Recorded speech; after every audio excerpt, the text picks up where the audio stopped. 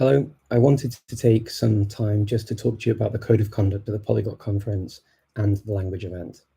I've been organising these events now for over 10 years, and we have a Code of Conduct that is on the Polyglot Conference website, and that is the same Code of Conduct we expect all participants and speakers to adhere to during their time at the Polyglot Conference or at the language event. This Code of Conduct is something that we have linked to on the ticketing system. And so everybody who gets a ticket to one of the events agrees to the terms and conditions of the Code of Conduct. I would like to make sure that you adhere to these rules so that we all make sure that we can get on well during the conference or the language event or any event linked to these events, which will also refer to the same Code of Conduct. Everyone who gets a ticket does have to confirm that they have read, understood, and accept the Code of Conduct, whether that's online at the global event or in person.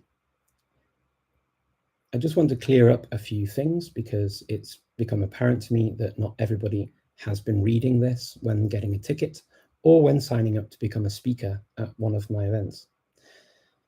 This is extremely important because we are a very diverse community. We come from many different continents. We are from different backgrounds, religions, ethnicities, races, and also abilities and disabilities.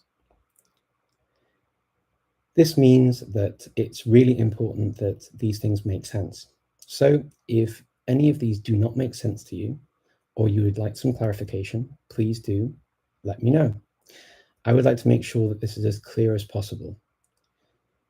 One of the main things that I have received issues with from participants is unwanted advances. And so I just want to draw a very, very clear line under this for everyone so that it's very, very clear to you all. The Polyglot Conference, the language event, are not events for picking people up. They're not Twitter.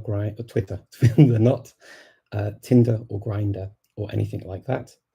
They are events for language enthusiasts to get together, break bread, hopefully make friends with each other, but most of all, to learn from each other. This is not an event for finding partners or anything of that nature. That is not the intent of the event. Never is it. It never has been, never will be. So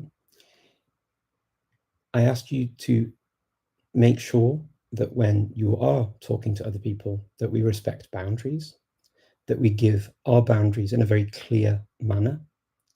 So one tip would be to avoid using sarcasm if we have boundaries, or if we want to set boundaries with somebody. Not everybody understands these ways of communicating in the same way.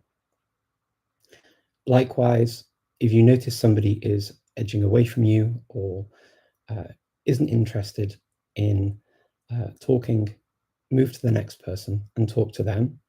And remember, boundaries every step of the way.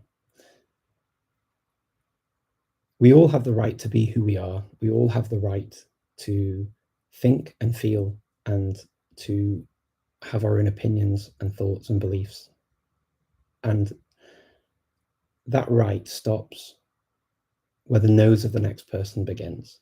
That's to say, we shouldn't be encroaching on other people so that they feel uncomfortable with their being. So some beliefs and some thoughts and some ideas may be best left for that community area of your life, that social area of your life, and not shared in a place where the communities link with the language learning community, where there are very diverse people with diverse beliefs and thoughts and ideas. This helps to keep things civil. It helps to keep things peaceful. And it also helps us to listen to people who we would never normally get to interact with. And that's the beauty of language learning and traveling, is that we get to talk to people from different places and cultures and backgrounds. And we get to hear what they think and what they feel and their thoughts on certain things, but without going over that boundary of imposing them on others and making other people feel uncomfortable. It's always interesting to get these opportunities in life, and I hope that we get to enjoy them further in the future. If you're in any doubt about the ways to behave, or if you've had any issues yourself at the conference or the language event, you're very, very welcome to reach out to me. I encourage you to do that as soon as you notice any issues, simply because then we can hopefully take more decisive action and also talk to the parties involved to see if we can hopefully help the healing process. This, for me, is very important.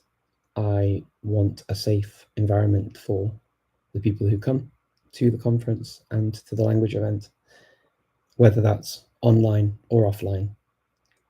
And I hope to see you all soon with us. The Polyglot Conference, for everyone who loves language. All the best.